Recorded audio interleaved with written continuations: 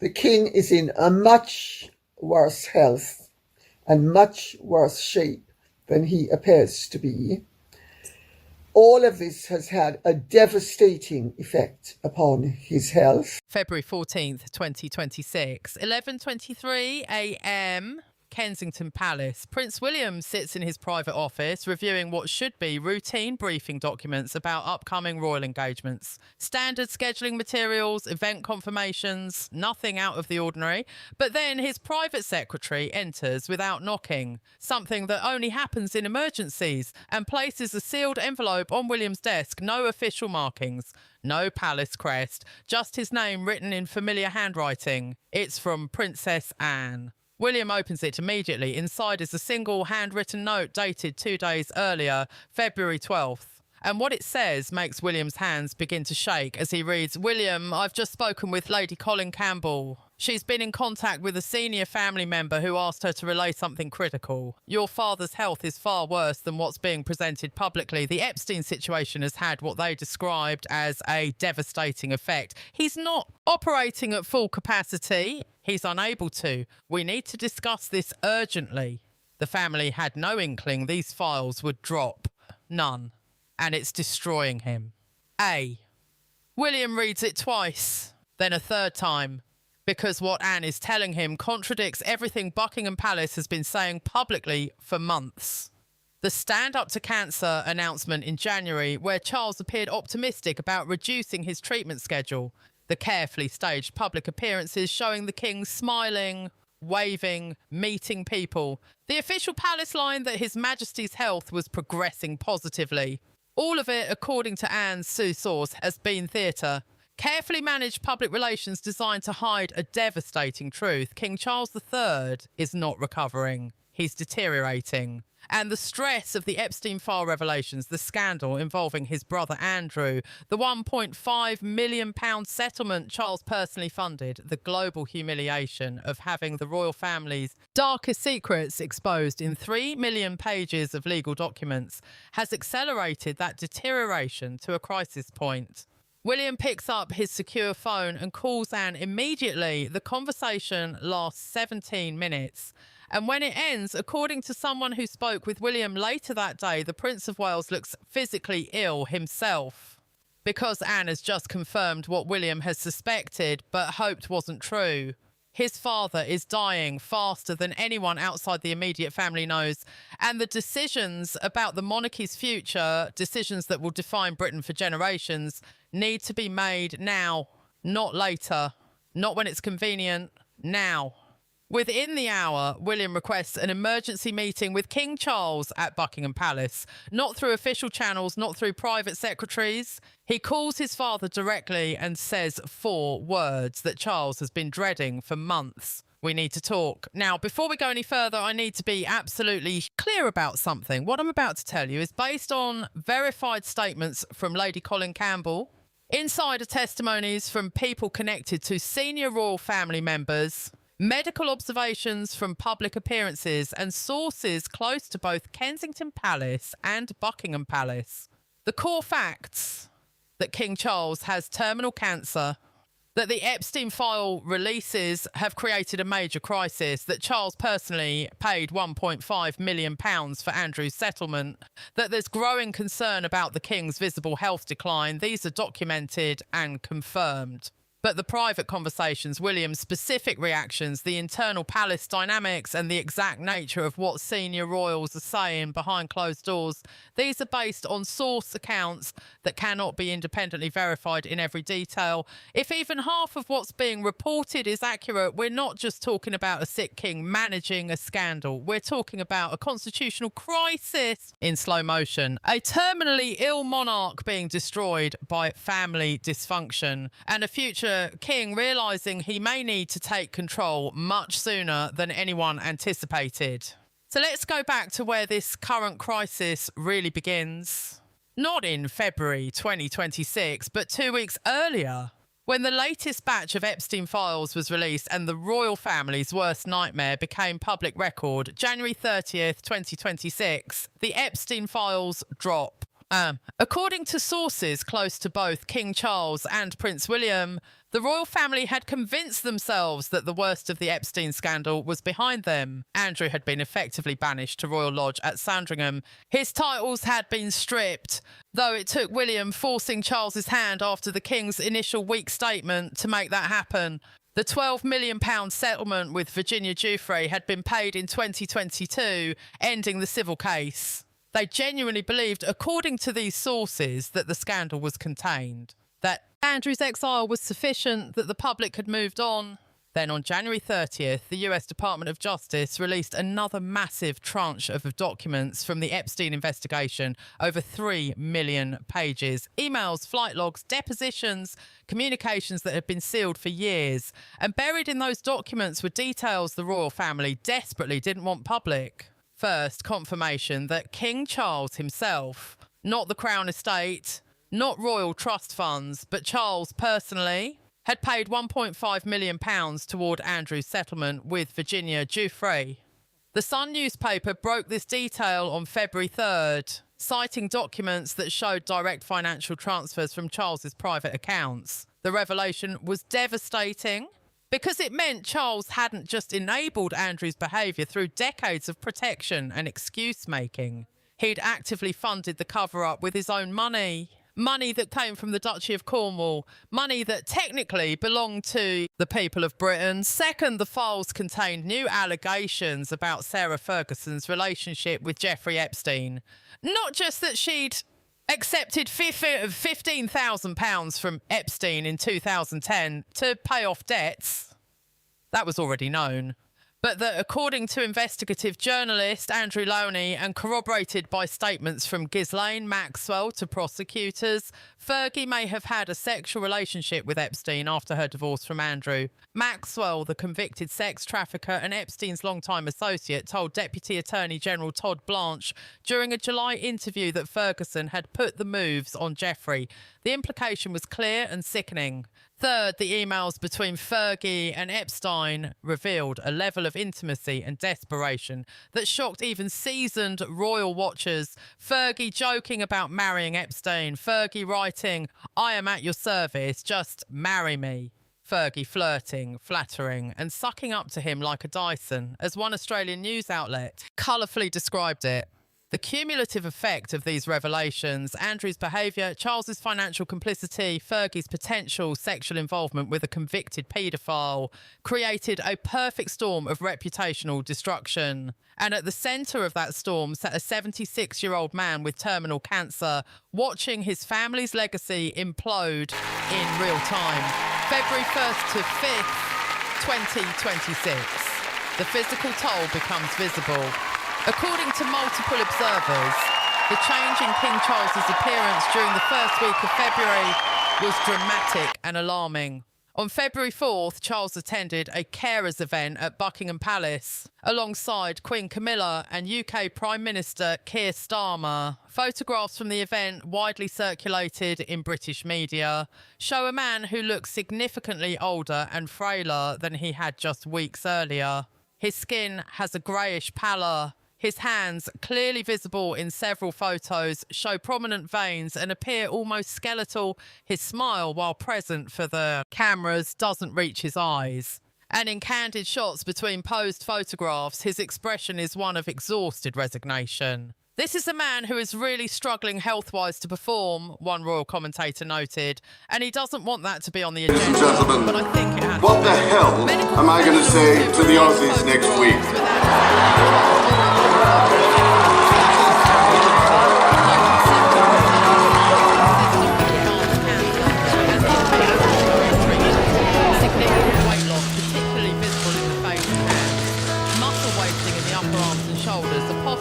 Suggests chronic fatigue and possible bone pain, skin changes that could indicate either treatment side effects or disease progression. He's not operating at full capacity, sources close to the palace confirmed. He is unable to. This is a very, very ill man. But publicly, Buckingham Palace maintained the fiction. The official line remained that His Majesty was managing his condition well, that treatment was progressing, and that the king was committed to his duties. The gap between official statements and observable reality had never been wider. February 12th, 2026, Lady Colin Campbell goes public. Lady Colin Campbell, a controversial but often well-connected royal commentator, released a video on her YouTube channel that sent shockwaves through royal watching communities worldwide.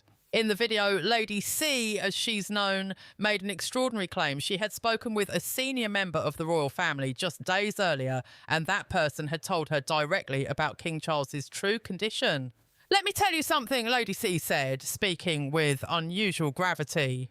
A member of the royal family, a senior member of the royal family, said day before yesterday, "First of all, the king is in much worse health and much worse shape than he appears to be." She continued, "All of this has had a devastating effect upon his health. The rest of the family are distressed beyond measure by the turn things have taken. They had no inkling whatsoever of what was going to come as a result of the drop of the Epstein files, none." The statement was remarkable for several reasons. First, Lady C was claiming direct communication with a senior royal, someone high enough in the family hierarchy to have intimate knowledge of the king's medical condition and the family's private discussions. Second, she was using language, devastating effect, much worse shape than he appears, that directly contradicted palace messaging. Third, she was explicitly linking Charles's health deterioration to the Epstein scandal, suggesting that the stress of the revelations had accelerated his decline. Royal insiders who spoke to media outlets confirmed that Lady C's claims aligned with what they were hearing from their own sources within the palace. These new Epstein file releases have come as a hammer blow, one source told a major British newspaper. King Charles and Prince William and senior courtiers desperately hoped that the worst was behind them. They hoped that banishing Andrew to Sandringham would be enough. It clearly isn't enough. The source continued, Lady Colin Campbell is saying she spoke to a senior royal family member just days ago and that this release has had, quote, a devastating effect on his health. And of course it has. The comparison to Catherine's cancer battle was immediate and pointed. Prince William, sources have said, believes that the stress Prince Harry and Meghan Markle put the family through impacted Catherine's diagnosis and made her recovery more difficult. Now, the same dynamic was playing out with his father. Except this time, the stress wasn't coming from Harry and Meghan. It was coming from Andrew, from Fergie. From decades of enabling, protecting and covering up behaviour that was now exploding into public view with devastating consequences. Anyone who has battled cancer will tell you that the worst possible thing for recovery is a high-stress situation, a palace source explained. So, of course, it's not a surprise to see after that brief recovery at the end of last year, Charles is looking very unwell again. The question, according to multiple insiders, was no longer whether Charles's health was failing. It was how fast and whether he could survive long enough to manage the crisis engulfing his family. February 14th, 2026, the constitutional question emerges when Prince William sits down with King Charles on February 14th. The meeting arranged after Anne's urgent note. The conversation, according to sources, is painfully honest in a way royal conversations rarely are. William, these sources say, doesn't accuse or attack. He simply states facts. Father, you're not well enough to manage this crisis alone. Everyone can see it. The photographs from the carers event are circulating globally. People are asking questions about succession, about whether you should abdicate, about whether the monarchy can survive this scandal. Charles, according to these accounts, tries to defend his position. He's the king. He can't just step back because things are difficult. The crown doesn't work that way. Duty demands he continue. But William, emboldened by what Anne has told him and what he's seen with his own eyes, pushes back in a way he never has before. You gave yourself an outsized role in the final 5 years of grandmother's reign when she battled terminal cancer, William reportedly says. You took on duties she couldn't manage. You became the de facto monarch in everything but name. Now it's my turn to do that for you. The comparison is deliberate and devastating because it's true between 2017 and 2022 as Queen Elizabeth's health declined. She too was battling terminal cancer, though this was never publicly confirmed. Charles had gradually assumed more and more of her duties. State visits, diplomatic receptions, major ceremonial functions. By the end, he was functionally serving as regent without the official title. Now, William is arguing the same transition needs to happen again. Not abdication, not a formal regency, but a quiet practical shift where William takes on the constitutional heavy lifting while Charles focuses on his health and maintains the ceremonial appearances he can still manage. According to sources, Charles's initial response is resistance. He's only been king for 2.5 years. He waited his entire life for the crown. The idea of stepping back, even partially, feels like surrender. But William, these sources say, plays his final card.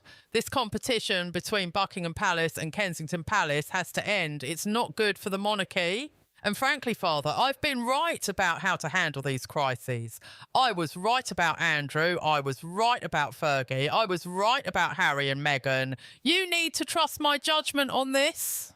The statement hangs in the air because it's uncomfortably accurate. William had wanted Andrew completely removed from public life years ago. Charles had resisted wanting to protect his younger brother. William had wanted Fergie kept at arm's length permanently after her financial scandals. Charles had allowed her back into family events. William had wanted Harry and Meghan cut off financially and symbolically after they left royal duties. Charles had maintained ties, hoping for reconciliation. In every case, William's harder line had proven more strategically sound. And now, with the Epstein revelations vindicating William's instincts completely, Charles has very little ground to stand on. The meeting ends, according to sources, with no formal agreement, but with an understanding. Charles will continue as king, but William will take the lead on managing the Andrew crisis, on coordinating with government officials, on making the strategic decisions about how the monarchy navigates this moment. It's not abdication, it's not regency, it's something more informal but potentially more significant. An acknowledgement that William is now the functional leader of the royal family, whether his father likes it or not. February 15th to 18th, 2026, the Fergie bombshell deepens. Just as the palace thinks the worst of the Epstein revelations might be over, another shoe drops. On February 16th, Australian news website news.com.au publishes an explosive article detailing new allegations about Sarah Ferguson's relationship with Jeffrey Epstein. The article, citing investigative journalist Andrew Loney's appearance on his Substack podcast, The Loney Report, makes a claim that many had suspected but none had proven, that Fergie and Epstein may have had a sexual relationship after her divorce from Andrew. Andrew was sleeping with Ghislaine. Ghislaine was sleeping with Epstein. I've heard that Epstein and Sarah were sleeping together, Loney reports. It doesn't surprise me. This allegation is supported by Ghislaine Maxwell's own statements to prosecutors, where she said that Fergie had put the moves on Jeffrey as high. But what makes the story even more damaging is the email evidence. The released Epstein files contain multiple communications between Fergie and Epstein, showing a level of flirtation and intimacy that goes far beyond a casual acquaintance asking for financial help. In one email, Fergie jokes about an unnamed woman, writing, "You can marry her too. She is single and a great body. Okay, will marry me and then we will employ her." In another, she writes to Epstein, "I am at your service. Just marry me." The emails, according to forensic linguists who've analysed them, show someone who is either romantically interested in Epstein or so desperately in need of his financial support that she's willing to flirt aggressively to maintain his favour. Either interpretation is devastating for the royal family, because this isn't just about Andrew anymore. This is about the mother of two princesses, Beatrice and Eugenie, potentially having a sexual relationship with a convicted paedophile and sex trafficker. The impact on Beatrice and Eugenie, according to sources close to the York family, has been catastrophic. It's absolutely terrible for those two girls, royal commentator Angela Levin observes. Fergie's always said, "We're so close, the three of us. We're just a lovely family." And yet she does this. She will ruin the future for her daughters. According to Levin, events organisers and corporate partners who had been working with Beatrice and Eugenie on various charitable and commercial initiatives have begun quietly backing away. They all feel that, poor things, that they've had a nasty time. But if your mother's done this, We don't quite know what you feel about it all. She can ruin them altogether. The husbands, Edoardo Mapelli Mozzi, Beatrice's husband, and Jack Brooksbank, Eugenie's husband, are reportedly doing their best to shield their wives and young children from the fallout. But the question of how to explain to small children why they can't see grandma anymore, why the family name is in disgrace, is one without easy answers. It's a human tragedy, one observer notes. Especially for those two daughters, it's going to be very difficult for them. February 19th, 2026, the Meghan Markle sidebar. As if the royal family didn't have enough problems, another potential crisis emerges on the periphery. Jessica Mulroney, Meghan Markle's former best friend and stylist, has reportedly been offered a book deal worth approximately $1 million to tell her story of their friendship and its dramatic end. Meghan, of course, ghosted Mulroney completely in 2020 after Mulroney became embroiled in a racism controversy involving Canadian influencer Sasha Exeter. Despite years of close friendship, Mulroney's children were in Meghan's wedding. The two were photographed together constantly. Meghan cut ties immediately and never looked back. Now, Mulroney is considering revenge in print.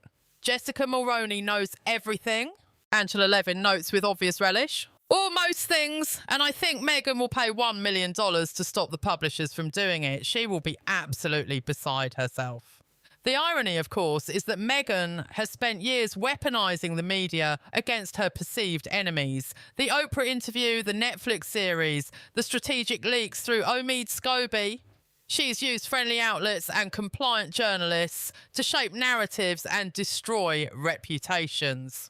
Now, someone who actually knows her secrets, who was there for the private moments, the unguarded conversations, the strategic planning sessions, is considering telling her version. You can't behave in such a disgusting way to someone and then expect them to stay silent, Levin observes. She's entitled to say exactly what she likes, and her husband has said she wants to do this because it's not fair what's happened to her.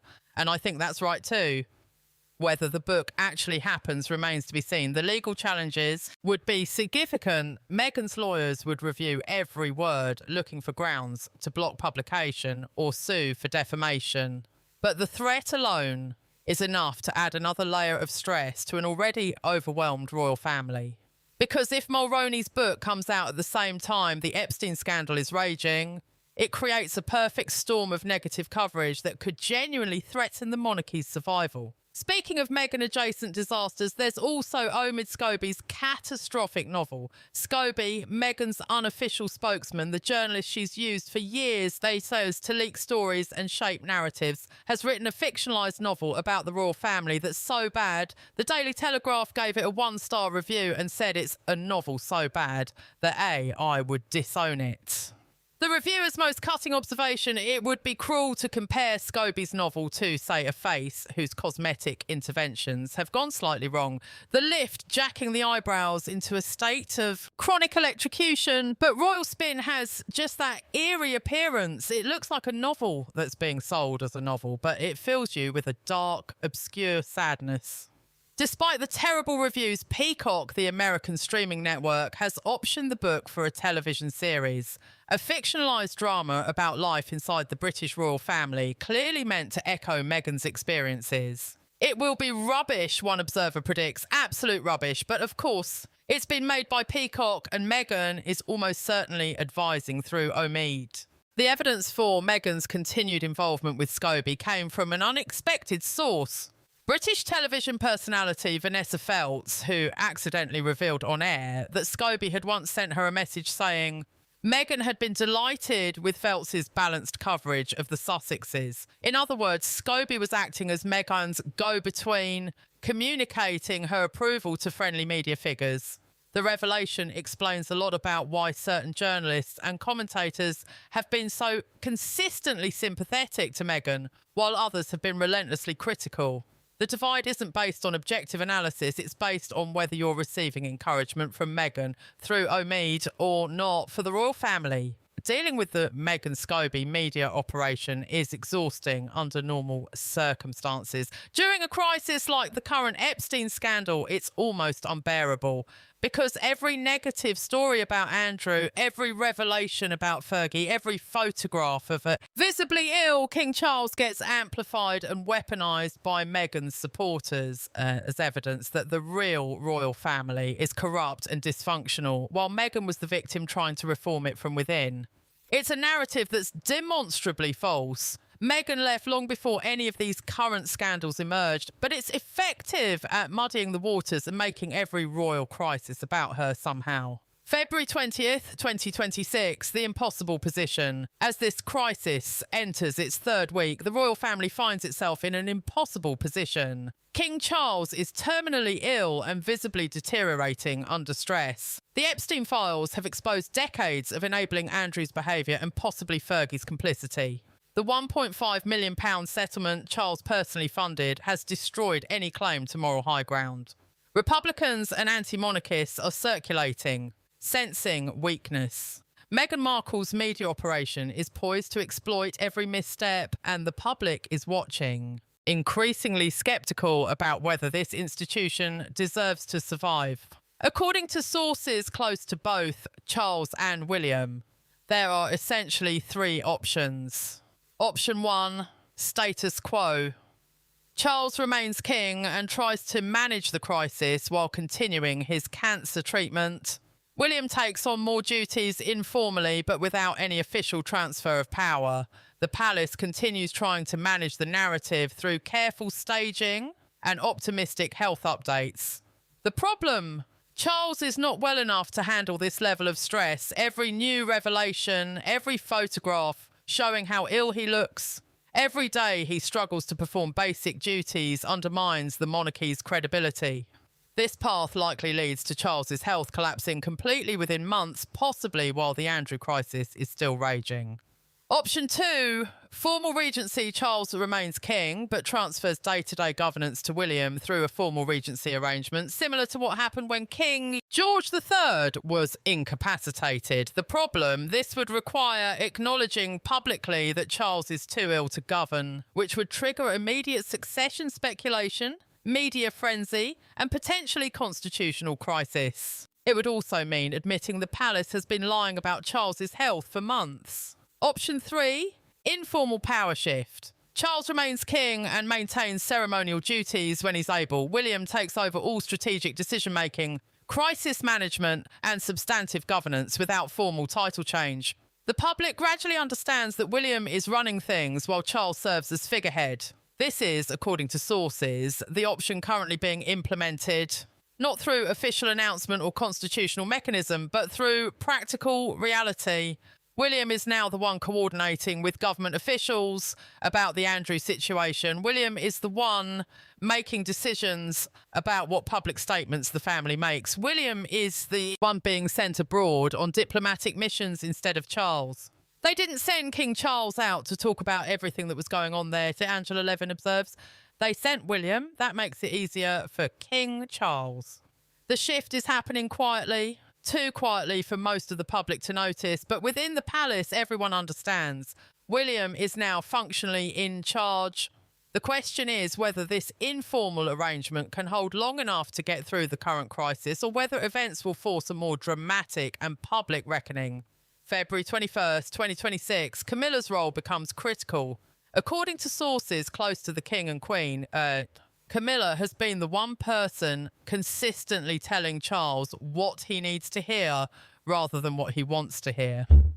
Camilla will be looking after him 100%, Angela Levin confirms. She knows what makes him feel good, and some of that is working. But she also knows when he needs to stop. The balance Camilla is trying to strike is delicate. Charles is a man who has defined himself by duty his entire life. Telling him to step back, even for health reasons, feels like asking him to abandon everything he's worked toward. But Camilla, according to these sources, has begun explicitly telling Charles, the stress is becoming too much for you. William can take the lead on these matters for the moment. It's not about abdication. It's not about admitting defeat. It's about acknowledging reality and accepting help before the stress literally kills him. Some events still work for Charles. Meeting people, hearing their stories, engaging with charitable work. These give him purpose and temporarily energy. He was at an event yesterday, Levin notes. Cheers you up, meets people, cheers you up, and he's not doing as much as he was. But the Andrew situation, the Epstein revelations, the financial scandal, the questions about his own judgment in enabling his brother for decades, these don't cheer him up. These destroy him cell by cell, day by day. And Camilla, watching her husband deteriorate in real time, has apparently decided that protecting his health is more important than protecting his pride. According to Palace insiders, she's told Charles directly, "You've been king for 2.5 years. You've proven yourself. No one questions your commitment or your service. But if you want to actually survive to see your grandchildren grow up, you need to let William handle this crisis." Whether Charles will fully accept that advice remains to be seen. February 22nd, 2026. The Andrew problem persists. At the heart of all of this, the health crisis, the stress, the reputational damage, is one person, Prince Andrew. And the terrible reality facing King Charles is that there's no good solution to the Andrew problem. Cutting him off completely would be the strategically smart move. Exile him permanently, remove all financial support, make clear that he's on his own and the family will not protect him anymore. But Charles can't quite bring himself to do it because Andrew is his younger brother. Because Charles has spent decades protecting him, making excuses for him, enabling him.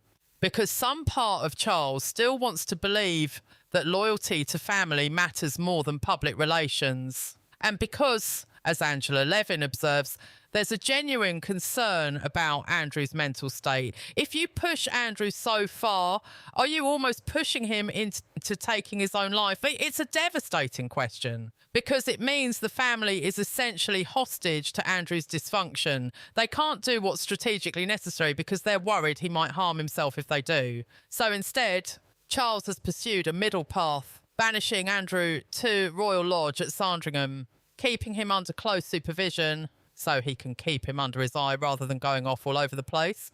But not completely severing ties. It's a compromise that satisfies no one and solves nothing. The public wants Andrew gone completely. William wants Andrew gone completely.